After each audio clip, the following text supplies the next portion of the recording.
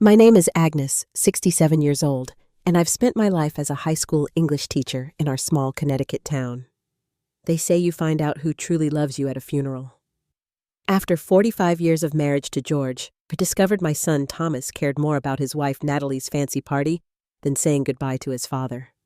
That day, I made one quiet decision that changed everything for all of us. Before I tell you how I rewrote our family's future that day, let me know where you're watching from. If my story resonates with you, please subscribe to hear more about life's hardest lessons. I grew up in a modest home in rural Connecticut, the daughter of a factory worker and a seamstress. My parents instilled in me the value of education, hard work, and the importance of family above all else. Those lessons shaped my entire life, especially when I met George during my sophomore year of college. I was studying literature, dreaming of becoming a teacher, while George was pursuing engineering. We met in the campus library, where I was working part-time to help pay for my textbooks. He came in looking for a book on structural design, and I helped him find it. What struck me about George from the very beginning was his gentle nature and genuine interest in others. He asked me questions about myself and actually listened to the answers, something rare in young men his age. Our first date was simple: coffee at a small cafe near campus. We talked for hours about our dreams and ambitions. George wanted to build bridges and structures that would stand the test of time. I wanted to inspire young minds through literature and writing. We connected over our shared values, the belief in hard work, integrity, and putting family first. After graduation, George proposed with a small diamond ring he had saved for by working extra shifts at his part-time job. We married in a simple ceremony with our families and close friends. We settled in a modest starter home in the suburbs of Hartford, where George found work with an engineering firm, and I began teaching at the local high school. For several years, we tried to start a family, but faced heartbreaking disappointments. Doctors told us our chances were slim. We had almost given up hope when miraculously I became pregnant with Thomas. He was our miracle baby, the child we thought we might never have. George cried when he held Thomas for the first time, promising to be the best father any boy could wish for. And he kept that promise. Despite his demanding job as a civil engineer, George never missed a baseball game or school event. He taught Thomas everything from how to throw a perfect spiral to changing the oil in a car. On weekends, they would work on projects together in our garage, building model airplanes, fixing bikes later, restoring an old car together when Thomas was a teenager. We weren't wealthy by any means, but we were comfortable. We saved diligently, living below our means, to ensure Thomas would have the opportunity to attend college without crippling debt.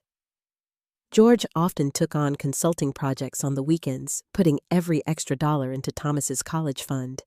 He would say, "Education opened doors for us, Agnes. I want every door possible open for our boy."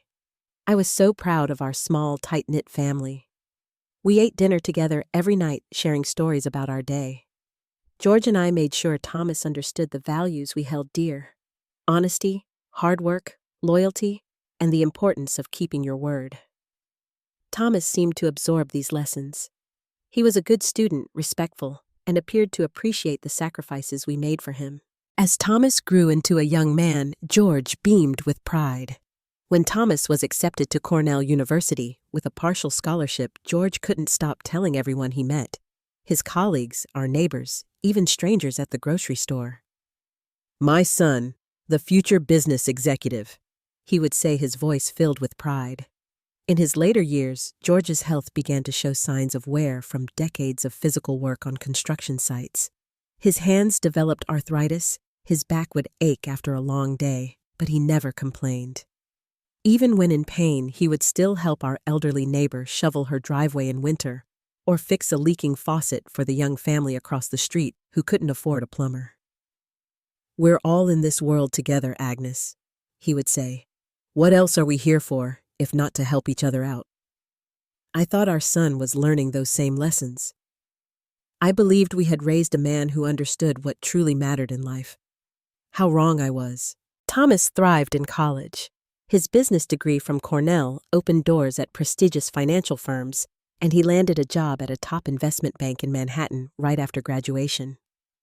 We were so proud of him, though. We worried about the demanding hours and cutthroat environment. "Just don't lose yourself in that world," George advised him gently. Thomas had laughed and assured us he never would. For a few years, Thomas seemed to balance his new high-powered life with his upbringing. He would visit us monthly, bringing thoughtful gifts and sharing stories about his work, though carefully edited to spare us the more ruthless aspects of his industry. He would still help George with projects around the house and sit with me on the porch swing, asking about my students and the books I was reading. Then he met Natalie at a corporate charity gala. She came from old money, her family well established in New York society. She worked in art acquisitions for wealthy clients, though it seemed more of a hobby than a career. The first time Thomas brought her to our home, I noticed how her eyes scanned our modest living room, lingering on our comfortable but worn furniture. She smiled politely but declined my homemade apple pie, citing some new diet restriction. "Your childhood home is so quaint," she had said to Thomas, loud enough for me to hear from the kitchen. From the beginning, I had concerns about Natalie's influence on Thomas. George, always seeing the best in people, suggested I was being unfair. "She's just from a different world, Agnes. Give her time to adjust." After their wedding, an extravagant affair at a Hamptons estate where we felt distinctly out of place, Thomas changed rapidly. Their visits became less frequent, always with excuses about work commitments or social obligations that couldn't be missed. When they did visit, Thomas seemed constantly distracted, checking his phone, mentioning names of influential people they had dined with the previous weekend. They purchased an apartment in an exclusive part of Manhattan and spent a fortune renovating it. Thomas sent us photos of imported Italian marble countertops and custom furniture that cost more than our entire home. Meanwhile, they always had reasons they couldn't make it for Christmas or Thanksgiving. "We're spending the holidays in Aspen this year," or "Natalie's parents have invited us to their place in Palm Beach." The phone calls grew shorter and less frequent. Often when I called, Thomas would answer hastily, whispering that he was in a meeting or about to meet clients for dinner. "I'll call you back tomorrow, Mom," he would promise, but rarely did. When George called to share news about old neighbors or his garden, Thomas would interrupt with, "Sorry, Dad, can we speed this up? I've got another call coming in." I noticed how George's face would fall after these conversations, though he never criticized our son. "He's busy building his own life, Agnes. That's what we raised him to do," he would say, but I could hear the hurt in his voice. Natalie made it clear our home wasn't up to her standards. During one visit, she suggested we update our decor offering to connect us with her interior designer.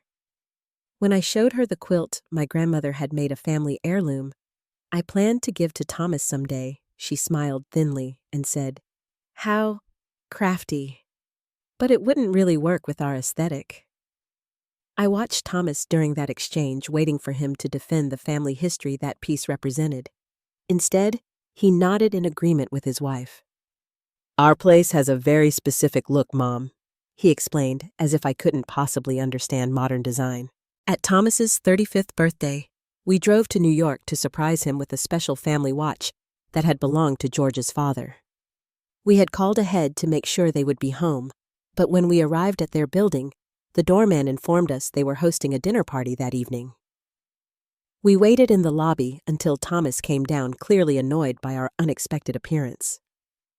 "You should have confirmed the exact time," he said, accepting the gift with barely a glance. "We have some important people upstairs. I can't really invite you up. The dinner is already arranged with place settings and everything." I saw George blink back tears as we drove home in silence that night. Still, he made excuses. "He's established in a different social circle now. We need to give him space to navigate that world." But I knew something fundamental had shifted. The son we raised, who understood the value of family and kindness, was disappearing into someone we barely recognized. I would catch glimpses of our Thomas occasionally. A genuine laugh, a momentary softening when George shared a memory of his childhood. But these moments grew increasingly rare. What hurt the most was watching George continue to defend Thomas, even as the evidence of his changing values became impossible to ignore. George would still set aside articles he thought would interest Thomas, still spoke proudly of my son, the financial wizard, still left messages sharing little details of our life that were met with silence. The last Christmas before George got sick, Thomas and Natalie sent us an expensive wine basket from a high-end retailer instead of visiting. The card was signed by both of them, but the handwriting wasn't Thomas's. I suspected their assistant had handled the whole thing. George displayed that card on our mantel anyway. The diagnosis came shortly after our 45th wedding anniversary. We had celebrated quietly at our favorite local restaurant, reminiscing about our years together and making modest plans for retirement travel. George had been unusually tired lately with a persistent cough he attributed to seasonal allergies. When he finally agreed to see our doctor, the news shattered our world. Stage 4 lung cancer already spread to his liver. 6 months, maybe less. I remember sitting in that sterile examination room holding George's hand as the doctor explained treatment options that might extend his life by a few months, but wouldn't save him. George, ever practical, asked clear questions about quality of life versus extended time. I couldn't speak, my throat closed with unshed tears. On the drive home, George reached over and squeezed my hand. 45 good years, Agnes. That's more than many people get. Let's make the most of whatever time is left. I called Thomas as soon as we got home, my voice breaking as I shared the devastating news. There was silence on the other end. Then Thomas cleared his throat. I don't know what to say. That's terrible news. What can I do? Come home, I said simply. Your father would love to spend time with you while he still can. Thomas promised to visit the following weekend, but called the day before with a work emergency that couldn't be postponed.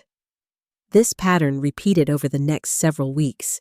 Commitments made and broken brief visits that felt hurried and uncomfortable.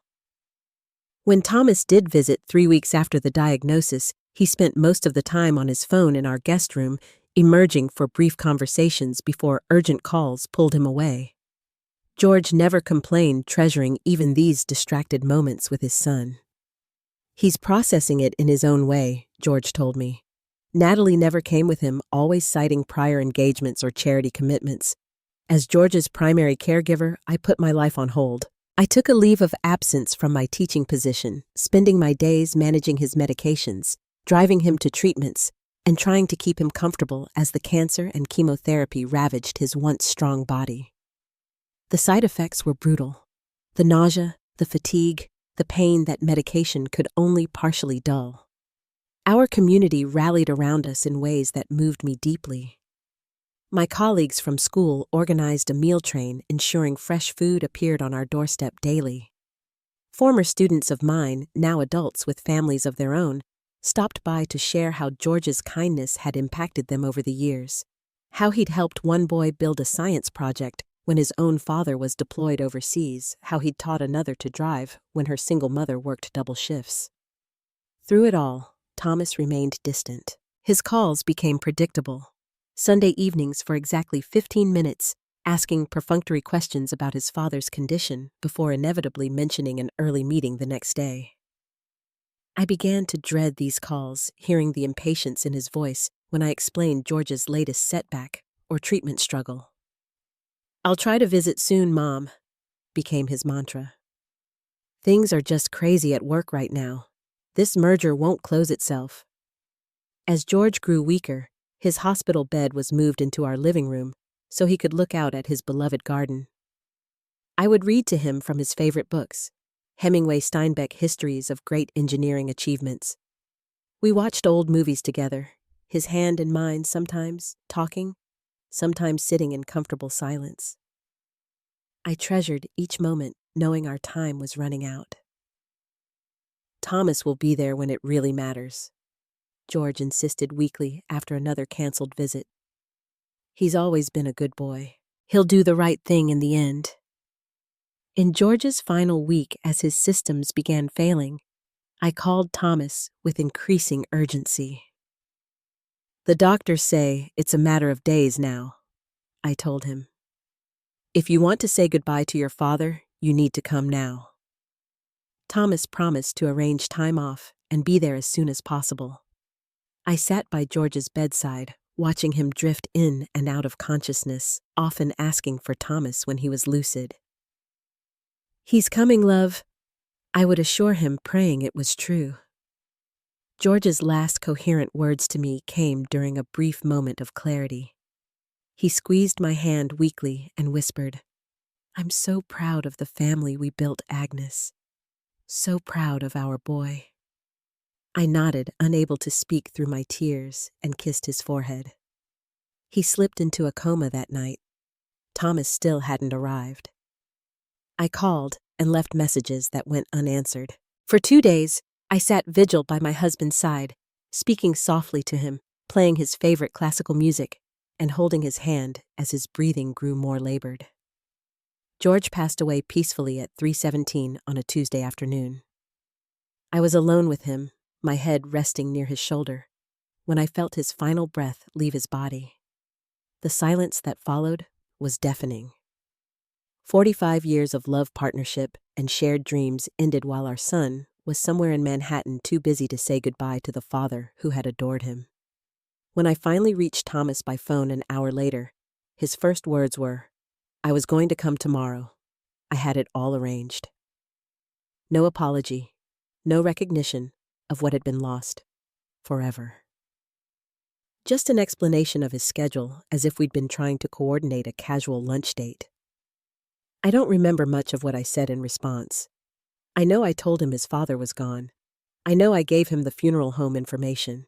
And I know that as I hung up the phone, sitting beside the body of my beloved husband, I felt something fundamental shift inside me, a quiet resolve taking root where there had once been only grief. The days after George's death passed in a blur of paperwork decisions and overwhelming grief. I moved through the necessary tasks like a sleepwalker. Contacting the funeral home, selecting a casket, George would have considered practical rather than showy, choosing readings for the service that reflected his unpretentious nature. Thomas arrived 2 days after his father died. He came alone, explaining that Natalie had commitments she couldn't break. He approached the arrangements with the same efficiency he likely applied to business deals, checking items off a mental list. There were no tears, no reminiscing about his father, just practical questions about costs and logistics. "The funeral home is overcharging," he informed me after reviewing their itemized statement. "I can negotiate that down." I simply nodded, too exhausted and heartbroken to explain that the funeral director whose father had worked with George on the town's library renovation had already significantly reduced the costs as a gesture of respect. While Thomas was reviewing paperwork in our kitchen, his phone rang constantly. During one call, I overheard him in heated discussion with Natalie about some upcoming social event. "Yes, I know the Prestons will be there. Yes, I understand it's important. I'll make it work, okay? I'll do both." Both. The word hung in the air after he ended the call. I busied myself making tea, trying to process what I'd just heard. When Thomas returned to the kitchen, his expression was carefully composed, but there was a tension around his mouth I recognized from his childhood when he was keeping a secret. The community's response to George's death was overwhelming. The local paper ran a beautiful obituary highlighting his contributions to the town, the playground he had helped design pro bono, his volunteer work with Habitat for Humanity, his mentoring of young engineers. Flowers and casseroles appeared on my doorstep daily. Former colleagues and clients called with condolences and offers of help. My best friend Judy became my anchor, staying with me that first week, answering the phone when I couldn't bear to hear another condolence, making sure I ate and slept. She was there when Thomas announced he needed to head back to the city to take care of some things before the wake and funeral. "The wake is tomorrow," I reminded him. "I know, Mom. I'll be back in time," he said, checking his watch. "There are just some meetings I can't reschedule." Judy's expression of disbelief mirrored my own internal reaction, but I said nothing. What was the point? The son I had raised, the one who understood loyalty and family above all, wasn't the man standing before me. The evening before the funeral. Thomas arrived late to the wake, missing the first hour when many of George's oldest friends had come to pay their respects. He stood beside me, shaking hands and accepting condolences, but I noticed how his responses seemed rehearsed, his mind elsewhere. As the wake was concluding, Thomas took me aside. "Mom, I need to tell you something about tomorrow," he began, his voice low. "I can only stay for part of the funeral." I stared at him, certain I had misheard. "Natalie's family is hosting their annual charity gala tomorrow evening. It's been planned for months. All the top executives from my firm will be there. And the Prestons, you know William Preston, the managing director I've been trying to get FaceTime with." I didn't know. I had never heard of William Preston. I had never heard of most of the people Thomas now considered important. "It's a really big deal for my career, Mom. I can't miss it. I'll be at the church service, but I might have to leave before the cemetery." Before we put his father in the ground. That's what he couldn't say. "Natalie's already there handling last-minute details. She's on the planning committee." He continued explaining the importance of this event, the connections he could make, as if that could possibly justify what he was telling me. I remember looking at my son, really looking at him, as he stood there in my husband's favorite room, surrounded by flowers sent by people who had truly loved George, making excuses about why he couldn't spare a few hours to fully honor his father. He was still handsome, still had George's strong jawline and my eyes, but I didn't recognize him anymore. "Thomas," I interrupted quietly. "I need to speak with the funeral director about tomorrow. Excuse me." I walked away, unable to trust what I might say if I remained. Later that evening, I found Thomas in the guest room, scrolling through emails on his phone. He barely looked up when I entered. "Your father saved for years to put you through college without debt," I said softly. "He worked weekends and holidays so you could have opportunities he never had." Thomas glanced up, a flicker of something, shame, perhaps, crossing his face before his expression smoothed into polite attention. "I know that, Mom." "Do you?" I asked, but didn't wait for an answer. "Get some sleep. Tomorrow will be a long day." As I closed his door, I heard his phone ping with another message and the soft tap of his fingers resuming their work. In my bedroom, so empty without George, I sat on the edge of our bed and finally allowed the tears to come. Not just for George, but for the son I had lost long before I realized he was gone. The morning of George's funeral dawned gray and rainy. "The heavens are crying too," George would have said. He always found meaning in small things like that.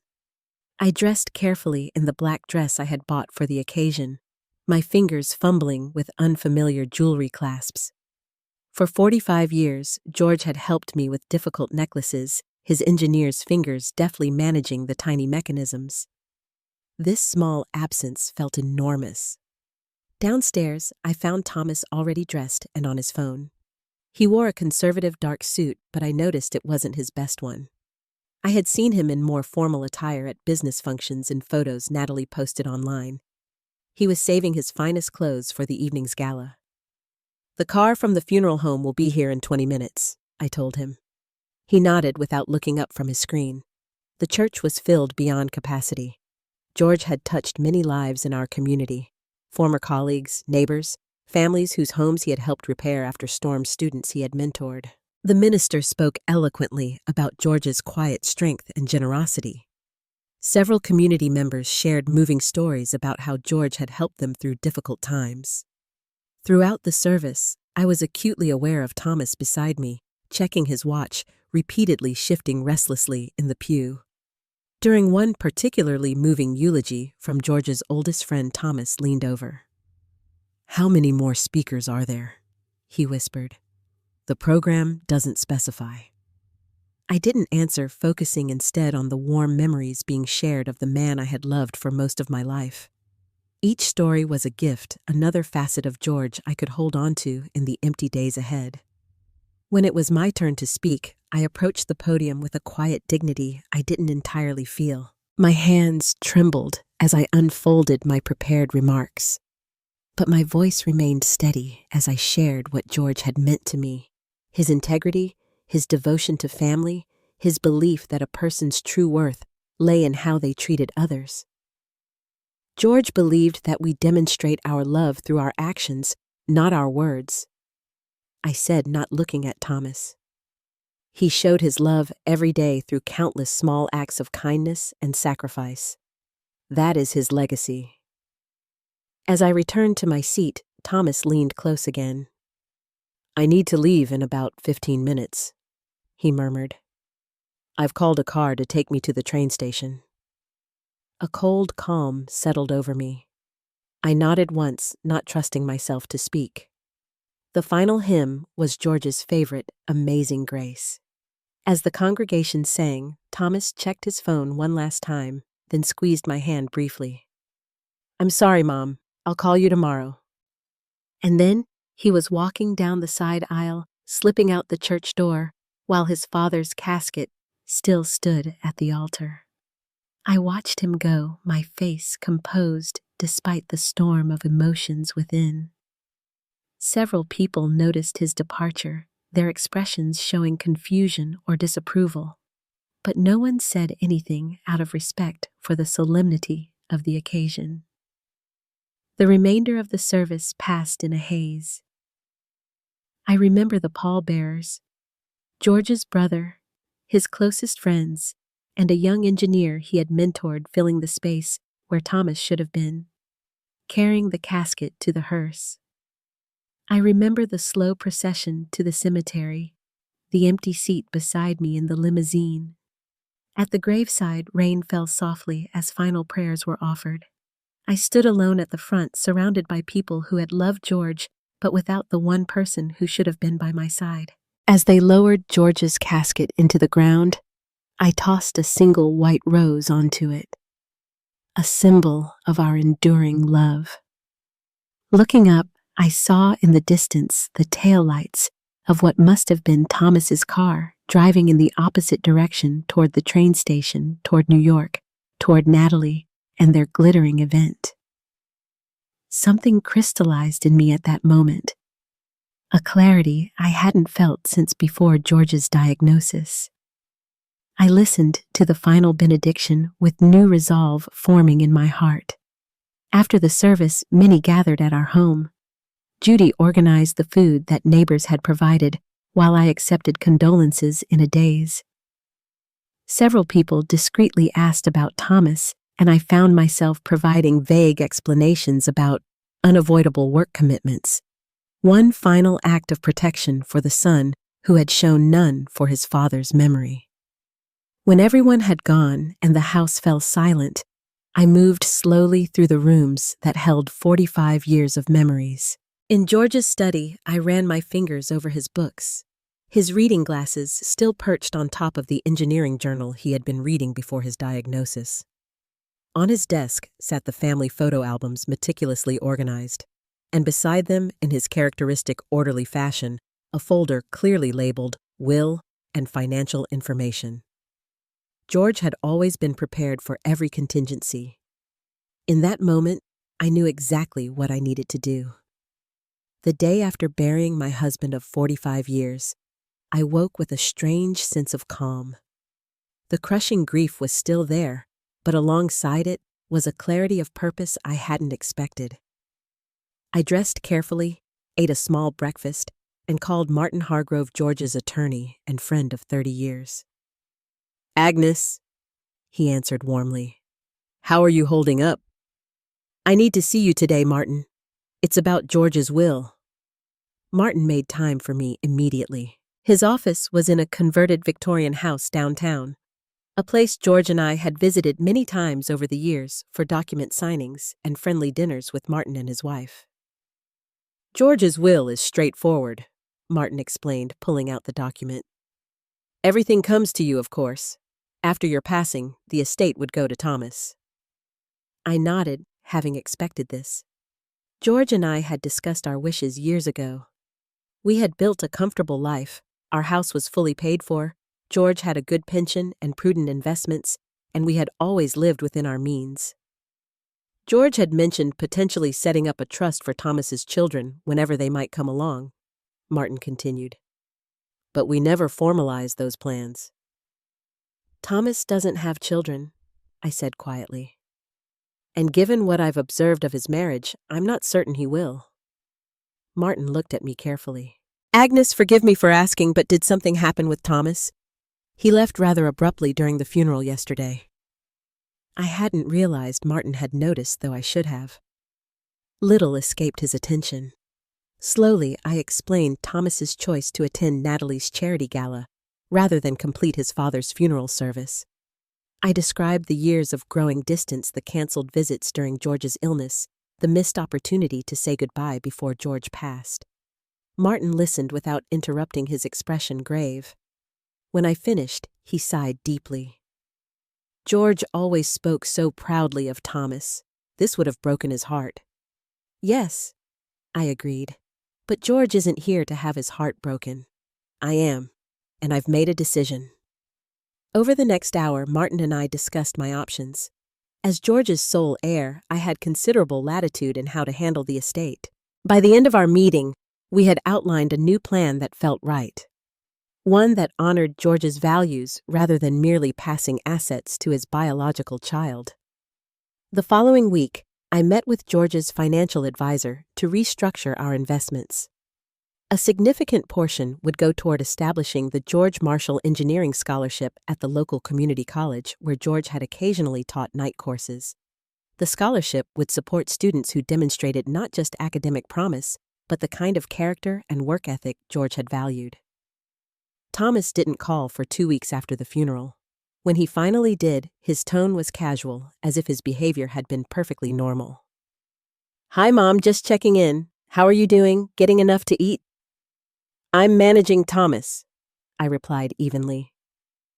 "I've been meeting with Dad's attorney and financial advisor to sort out his affairs." "Oh." His voice sharpened with interest. "I've been meaning to talk to you about that. The housing market in the Hamptons is really strong right now, and Natalie and I found this amazing property. We're a little short on the down payment, though. We were thinking maybe we could use some of what Dad left as an advance on my inheritance. Just a loan, really." The casual entitlement in his voice confirmed everything I had been feeling. This was the right decision. "Thomas, I've made some changes to our estate plans," I said calmly. "Your father and I worked hard our entire lives, saving carefully and living modestly. We had always intended for you to inherit what we built." "Right, so about that loan. I've decided to use the bulk of the estate to establish a scholarship fund in your father's name," I continued, interrupting him. "The George Marshall Engineering Scholarship will help deserving students who couldn't otherwise afford higher education." There was a long silence on the line. "What are you talking about?" Thomas finally asked, his voice tight. "That's my inheritance." "No, Thomas. It was what your father and I planned to give you out of love. But inheritance isn't a right. It's a gift." "You can't do this," he said, his voice rising. "Dad would never have wanted this." "Your father wanted his life to have meant something, Thomas. He wanted to be remembered for helping others, for making a difference. This scholarship will ensure that happens." "This is about the funeral, isn't it?" Thomas accused. "You're punishing me because I had other obligations. That's incredibly petty, Mom." "This isn't punishment, Thomas. It's clarity. When you chose to leave your father's funeral for a social event, you showed me exactly where your priorities lie. I'm simply adjusting my priorities accordingly." What followed was a torrent of angry words, accusations, threats of legal action, reminders of all Thomas had endured growing up in a middle-class family. I listened quietly, recognizing that the son I thought I had raised truly no longer existed. "Are you even listening to me?" he finally demanded. "Yes, Thomas. I've heard you clearly." just as I heard you clearly when you told me you couldn't stay to see your father buried because you had a party to attend." After I hung up, Natalie called, her voice shrill with indignation. She called me selfish, vindictive, a bitter old woman who didn't understand how the real world worked. She explained in condescending detail how important the connections at that gala had been, how Thomas had networked with 3 potential major clients.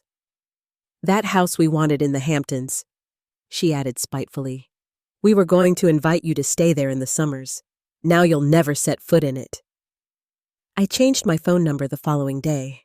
The weeks that followed brought legal inquiries from an attorney Thomas had retained, but Martin assured me that everything was in order. "You are under no obligation to leave anything to Thomas. The estate is yours to direct as you see fit." I sold the large family home where we had raised Thomas, where George and I had built our life together. It was too big for me alone and held too many memories.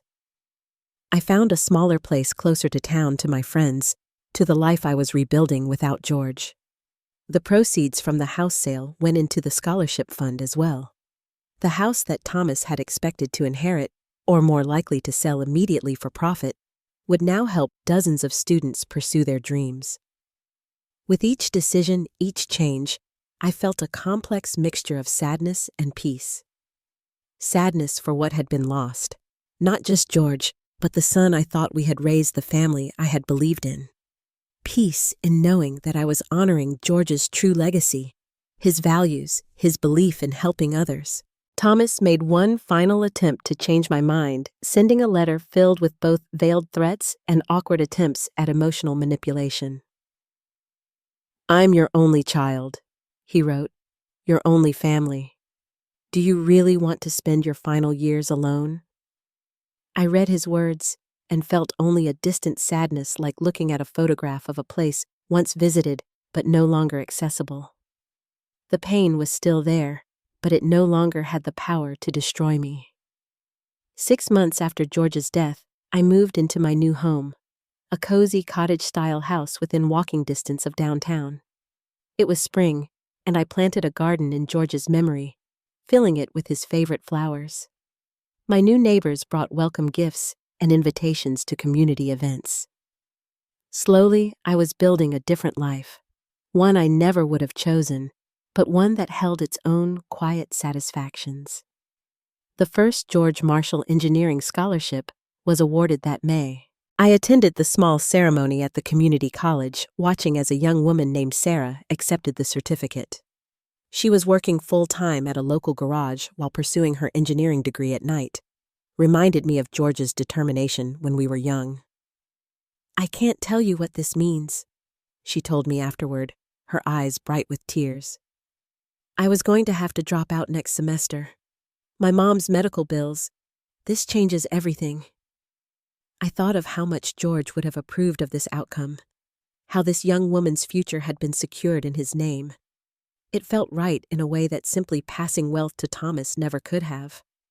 I found new purpose in unexpected places. The high school where I had taught for 30 years asked if I would consider mentoring new English teachers part-time. I accepted, finding joy in sharing my experience with young educators just starting their careers. I joined a grief support group at the community center, eventually becoming a facilitator, helping others navigate the painful journey I was walking myself. Occasionally, news of Thomas would reach me through mutual connections. His marriage to Natalie was reportedly strained. Without the expected inheritance windfall, they had scaled back some of their more extravagant plans. I felt no satisfaction in this knowledge, only sadness for what might have been. About 8 months after George's funeral, I received a long, angry letter from Thomas. In it, he blamed me for all his current financial difficulties. "We made commitments based on what Dad always promised would be coming to me," he wrote. "Now we're scrambling to cover expenses that should never have been an issue." I read the letter twice, searching for any acknowledgement of his behavior, any recognition of why things had changed between us. There was none. In his narrative, he was the victim of my unreasonable vendetta. I placed the letter in a drawer without responding. It no longer had the power to wound me as it once would have. In an unexpected turn, Thomas's college roommate Jeff reached out after learning of George's passing. He came to visit, bringing fond memories of George's kindness during their college years. "Your husband drove 4 hours to help me move when my dad couldn't get off work," Jeff recalled. "Then he took us both out to dinner and slipped me extra cash for books, saying it was from both of you. I never forgot that." These stories were precious gifts, new facets of George to treasure. I began collecting them, writing them down in a journal that gradually became a memoir of our life together. The writing was therapeutic, helping me process my grief while celebrating the love we had shared. As the 1-year anniversary of George's death approached, I organized a small remembrance ceremony at his grave. I expected to be alone, or perhaps joined by a few close friends. To my surprise, dozens of people appeared. Former colleagues, neighbors, students from the community college, including Sarah, the first scholarship recipient. After placing flowers on George's grave, Sarah approached me shyly. "I brought these too," she said, holding out a set of perfectly drafted engineering plans. "It's my first major project. I thought Mr. Marshall would like to see it." She carefully placed the rolled plans against his headstone, weighted with a small stone. The simple gesture brought tears to my eyes. Here was George's true legacy, continuing in this promising young woman. That evening alone in my new home, I felt George's presence more strongly than I had in months. Not in a supernatural way, but in the certainty that he would have approved of the choices I had made. The scholarship bearing his name would help students for generations. His values would live on in tangible ways. I realized that family isn't always about blood. It's about who shows up, who honors commitments, who embodies the values you hold dear. By that measure, the community that had surrounded me in my grief, the students benefiting from George's scholarship, even my new neighbors who checked on me regularly. They were more family to me now than my own son. The pain of Thomas's betrayal hadn't disappeared. I still had moments of devastating sadness thinking about the little boy George had taught to fish, to build, to be a man of integrity. But alongside that grief was a hard-won wisdom. Sometimes what you lose makes space for something unexpected and valuable to take its place. George had always said that adversity reveals character. In losing him, I discovered strengths in myself I never knew I possessed. In losing Thomas, or rather, in seeing him clearly for the first time, I found a new purpose that honored the man George had been and the values we had shared. Life continues to surprise me. Each day brings small challenges and unexpected joys. I miss George with every breath, but I live in a way that would make him proud. And in doing so, I've found a measure of peace I never thought possible in those dark days after his passing. What's your experience with family expectations? Have you ever had to make a difficult choice that others couldn't understand? I'd love to hear your stories in the comments below. If this resonated with you, please like and subscribe to hear more stories about life's hardest but most important lessons. And remember to share this with someone who might need to hear that sometimes the bravest thing we can do is redefine what family means.